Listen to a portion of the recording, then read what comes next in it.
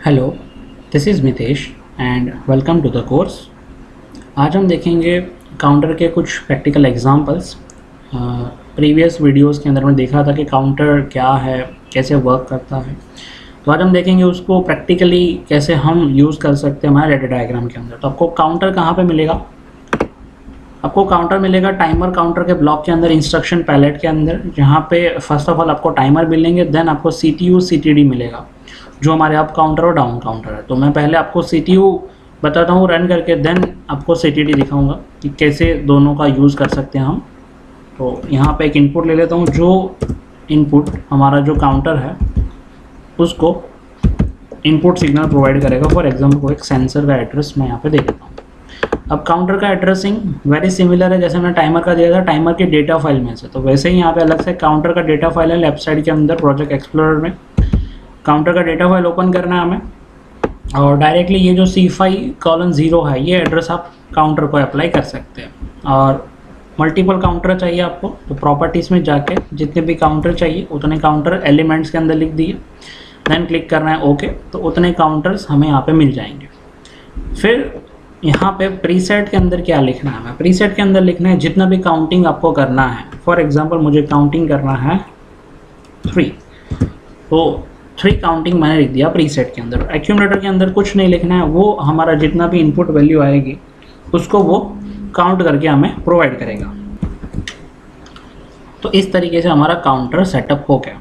अब काउंटर अगर जब ये काउंटिंग हो जाएगा 3 इनपुट पल्सेस, जितनी बार ये सेंसर ऑन होगा उतनी बार हमारे यहाँ पे एक काउंट इंक्रीज होगा। तो जैसे ही 3 बार काउंट हो जाएगा काउंटर के अंदर तो क्या होगा, हमें एक आउटपुट सिग्नल मिलेगा जो है काउंटर का DN बिट।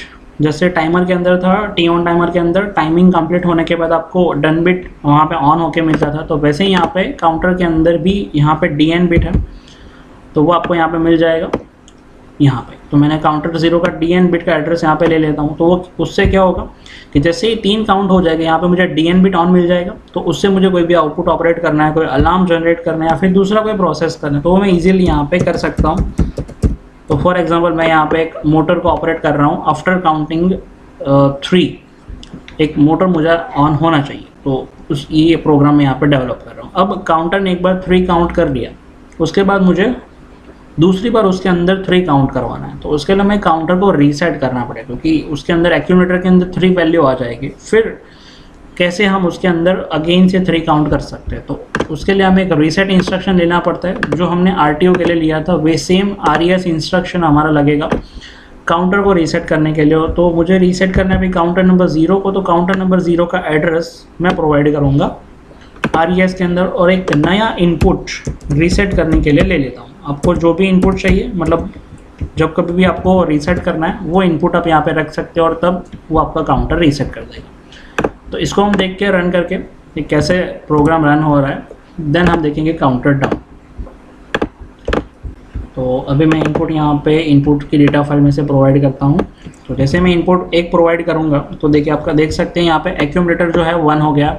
फिर भले ही हमारा इनपुट 1 का 1 मतलब ऑन कंडीशन में है, फिर भी वहाँ पे काउंटिंग इंक्रीज नहीं होगा। जैसे मैंने थियरी में बताया था कि ये इनपुट पल्स काउंट करता है, मतलब एक बार इनपुट ऑन हुआ एक काउंट हो जाएगा, फिर इनपुट अगेन जब ऑन होगा तब 2 काउंट होगा।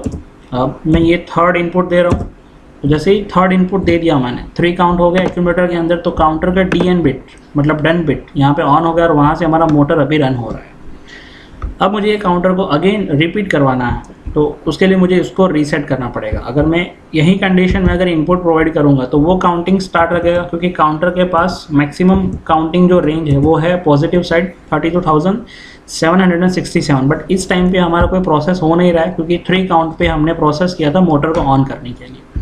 तो अब मुझे रिपीट इसको करवाना है, तो मुझे एक बार रीसेट का इनपुट ऑन करना पड़ेगा जो है इनपुट नंबर 1। तो जैसे मैं इनपुट नंबर 1 को ऑन करूंगा हमारा काउंटर जो है वो रीसेट हो जाएगा। आप देख सकते हैं एक्यूमुलेटर के अंदर वैल्यू 0 हो गई, डन बिट जो ऑन था वो 0 हो गया क्योंकि डन बिट कब ऑन होता है जब आपका काउंटिंग जो है वो कंप्लीट हो जाता है तब। तो जैसे ही काउंटिंग 0 हो जाएगा डन बिट ऑटोमेटिकली ऑफ हो जाएगा। तो अब मैं ये पूरा प्रोसेस को रिपीट कर सकता हूँ अगेन सेंसर का इनपुट देके। तो इस तरीके से हम अब काउंटर को चेक कर सकते हैं। अब चेक करेंगे हम डाउन काउंटर। मैं यहाँ पे एक CTD ले लेता हूँ। एड्रेसिंग सेम देता हूँ C5:0 का, और मुझे काउंटिंग करनी है यहाँ पे फॉर एग्जांपल 4। तो जब हम काउंटर डाउन यूज़ कर रहे हैं, अगर और हमने प्रीसेट में 4 रख दिया तो क्या होगा, क्योंकि डाउन काउंटर का जो वर्किंग है वो वर्किंग मुझे इस तरीके से है कि वो एक एक वैल्यू डिक्रीमेंट करेगा। अब बाय डिफ़ॉल्ट एक्यूमुलेटर तो हमारा 0 पे रहता है, तो जैसे ही मैं काउंटर डाउन को एक इनपुट प्रोवाइड करता हूँ वो वैल्यू माइनस में काउंट करेगा, क्योंकि एक्यूमुलेटर बाय डिफ़ॉल्ट 0 पे है। एक्यूमुलेटर के अंदर कोई वैल्यू हम लिख नहीं सकते पहले से, क्योंकि वो ऑटोमेटिकली अकॉर्डिंग टू काउंटर के इनपुट पे वर्क करता है। तो जैसे मैंने एक बार इनपुट दे दिया -1 हो गया, मैंने अगेन इनपुट दे दिया -2 हो गया, मतलब काउंटर उसका काम कर रहा है डिक्रीमेंट करने का। तो मुझे प्रीसेट अकॉर्डिंग टू दैट लिखना पड़ेगा। तो मुझे प्रीसेट जितना भी काउंट करना है वो माइनस में लिखना होगा, तब ये जाके काउंटर डाउन का प्रॉपर वर्किंग होगा। तो मैं यहाँ पे -4 लिख देता हूँ।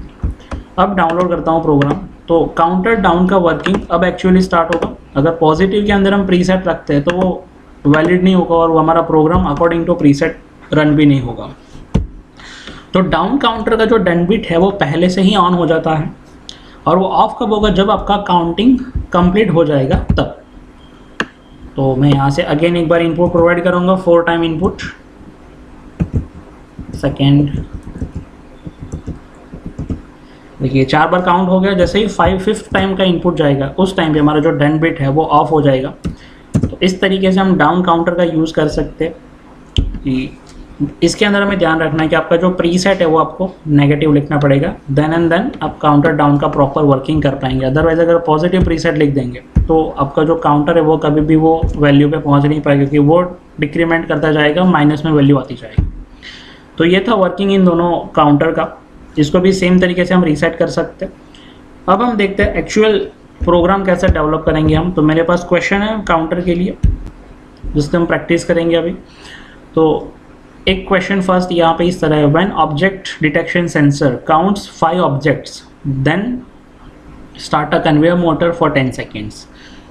मतलब ये सिंपल क्वेश्चन है जो जनरली हम काउंटर के अंदर डेवलप करते हैं जब भी हम प्रोसेस इंडस्ट्री या कोई भी प्रोजेक्ट का डेवलपमेंट करते हैं, तब जिसके अंदर काउंटिंग प्रोसेस करना है। तो एक ऑब्जेक्ट डिटेक्शन सेंसर है जो काउंटर को इनपुट देगा, और जैसे ही 5 ऑब्जेक्ट काउंट हो जाएगा, मतलब आपको 5 काउंटिंग करना है काउंटर से, और जैसे ही 5 काउंटिंग हो जाता है हमें एक कन्वेयर मोटर स्टार्ट करना है 10 सेकंड के लिए। तो इसके अंदर देख के हमें पता चलता है कि हमें टाइमर भी यूज़ करना है, काउंटर भी यूज़ करना है, एज वेल एज मोटर का एक जो आउटपुट है उसको भी ऑन करना है। तो चलिए देखते हैं कैसे ये वर्क करवाएगा। तो फर्स्ट ऑफ ऑल हमें लेना पड़ेगा एक रंग के अंदर एक हमारा आ जाएगा काउंटर जो सेंसर से ऑपरेट हो रहा है। इसका मैं एड्रेसिंग यहाँ पे दे देता हूँ, और काउंटर का एड्रेस फॉर एग्जांपल अभी मैं दे रहा हूँ C5:1। प्रीसेट हमारा 5 है जो हमने क्वेश्चन में देखा। अब जैसे ही 5 काउंट हो जाता है हमें क्या करना है, यहाँ पे एक आउटपुट जो है उसको 10 सेकेंड्स के लिए स्टार्ट करना है। तो हमने पहले टाइमर पढ़ा था, पर्टिकुलर टाइमिंग के लिए कोई आउटपुट को ऑपरेट करना है तो हम टाइमर यूज़ कर सकते हैं।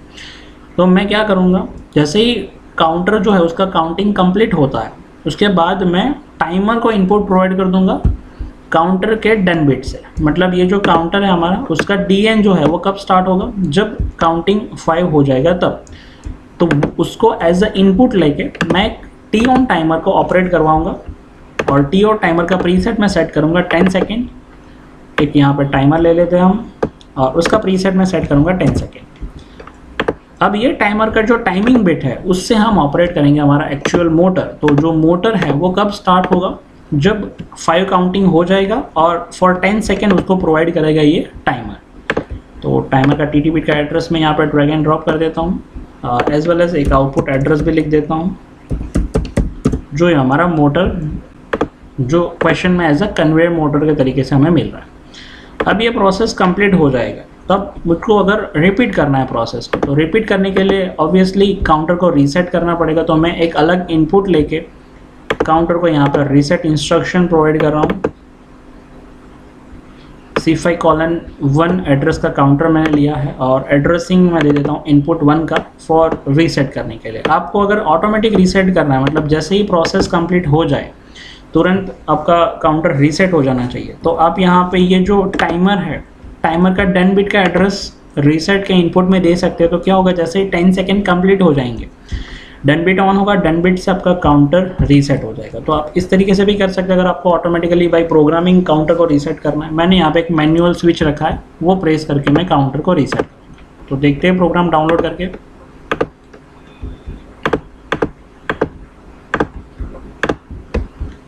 सो फर्स्ट ऑफ ऑल मैं यहाँ पे इनपुट स्टार्ट करता हूँ, 5 टाइम्स इनपुट प्रोवाइड कर दूंगा। एक्चुअल में ये इनपुट सेंसर प्रोवाइड करेगा, हम चेक कर रहे हैं सिमुलेशन के अंदर, दैट्स वाई मैं मैन्युअली प्रोवाइड कर रहा हूँ। तो 5 इनपुट्स यहाँ पे आ गए। तो आप देख सकते हैं डन बिट ऑन हो गया, डन बिट से टाइमर को इनपुट मिल रहा है, टाइमर से स्टार्ट हो रहा है हमारा मोटर, और जैसे ही 10 सेकेंड कंप्लीट हो जाएंगे मोटर हमारा हो जाएगा स्टॉप। तो ये हमारा हो गया पूरा एक टाइम का प्रोसेस। अब देखिए काउंटर के अंदर काउंटिंग 5 है, उसको मुझे रिपीट करवाना है, मतलब फिर से 5 ऑब्जेक्ट्स डिटेक्ट करने के बाद मुझे कन्वेयर मोटर स्टार्ट करना है। तो इसके लिए हमें करना पड़ेगा काउंटर को रीसेट। तो रीसेट करने के लिए इनपुट नंबर 1 जैसे ही मैं ऑन करूँगा यहाँ पे, तो आप देखेंगे काउंटर का एक्यूमुलेटर 0 हो गया। तो अब मैं फिर से 5 इनपुट्स प्रोवाइड कर सकता हूँ, फिर से यह प्रोसेस रन होगा। तो इस तरीके से हम यह हमारा जो लेटर डायग्राम है उसका डेवलपमेंट कर सकते हैं। तो इट्स वेरी सिंपल, आपको सिंपली जो भी आपका क्वेश्चन है उसको फॉलो करते करते जाना है, प्रोग्राम डेवलप करना है, स्टेप बाय स्टेप पूरा प्रोग्राम डेवलप हो जाएगा। नेक्स्ट क्वेश्चन है हमारे पास काउंटर के अंदर, if 4 parts are loaded on conveyor, then conveyor motor start for 5 seconds to shift the parts from position A to B, then a painting machine runs for 8 seconds। इसका मतलब क्या है कि एक सेंसर है जो 4 parts को सेंस करेगा जो कन्वेयर बेल्ट पे लोड हो रहे हैं। तो जैसे ही 4 पार्ट्स वहाँ पे सेंस हो गए, देन कन्वेयर मोटर स्टार्ट होना चाहिए 5 सेकेंड्स तक, जो पोजीशन A to B मतलब कन्वेयर बेल्ट पे एक पोजीशन से दूसरी पोजीशन पे पहुँचाएगा। देन उसके बाद हमें एक पेंटिंग मशीन ऑन करना है to paints that particular part for 8 seconds. तो हम क्या करेंगे इसके अंदर, जैसे हमने पहले वाले एग्जाम्पल के अंदर जो लॉजिक बनाया था वहीं सेम लॉजिक अप्लाई को इसके अंदर हमारा कुछ ऐड करना है, जो हमारा जो टोटल काउंटिंग है वो हो जाएगा 4। फिर कन्वेयर मोटर 5 सेकेंड के लिए ऑपरेट करना है, देन उसके बाद हमें एक पेंटिंग मशीन ऑपरेट करना है 8 सेकेंड्स के लिए। तो सिमिलर प्रोग्रामिंग होगा, इसके अंदर हमें सिर्फ यहाँ पे 4 कर देना है, फिर हमें जो कन्वेयर मोटर उसको 5 सेकेंड तक ऑपरेट करना है। तो मैं यहाँ पे लिख देता हूँ 5। अब मुझे ऑपरेट करना है पेंटिंग मशीन को, तो इसके लिए मैं एक रंग ऐड करता हूँ। पेंटिंग मशीन भी टाइमर से ऑपरेट हो रहा है, तो वो टाइमर कब ऑपरेट होना चाहिए, मोटर कम जो है वो 5 सेकेंड के लिए ऑन हो जाए उसके बाद। तो 5 सेकेंड के लिए ऑपरेट करवाए टाइमर नंबर 0। तो टाइमर नंबर 0 जो है उसका डन बिट मैं अगर सेकेंड टाइमर के इनपुट में प्रोवाइड कर दूंगा तो वो मोटर के बाद ऑपरेट होगा, और उसका टाइमिंग है हमारे पास 8 सेकेंड्स। और 8 सेकेंड के टाइमर के टाइमिंग बिट से मैं ऑपरेट करवाऊँगा यहाँ पे जो पेंटिंग मशीन है उसको। तो 8 सेकेंड का टाइमर है, उसका टाइमिंग बिट हम यहाँ पे ले लेंगे, और उससे जो है आउटपुट नंबर 1 जो कहलाएगा हमारा पेंटिंग मशीन, उसको हम ऑपरेट करवाएंगे फॉर 8 सेकेंड्स। और अलग से मैंने काउंटर को रीसेट करने के लिए इनपुट रखा ही है। फॉर एग्जांपल इस टाइम पे मैं आपको ऑटोमेटिक करके दिखाता हूँ कि सेकेंड टाइमर जब कंप्लीट होगा तब काउंटर ऑटोमेटिकली रीसेट हो जाएगा। तो मैं टाइमर का डन बिट यहाँ पे रखता हूँ। तो क्या होगा, जैसे आपका पूरा प्रोसेस एक टाइम कंप्लीट होगा वैसे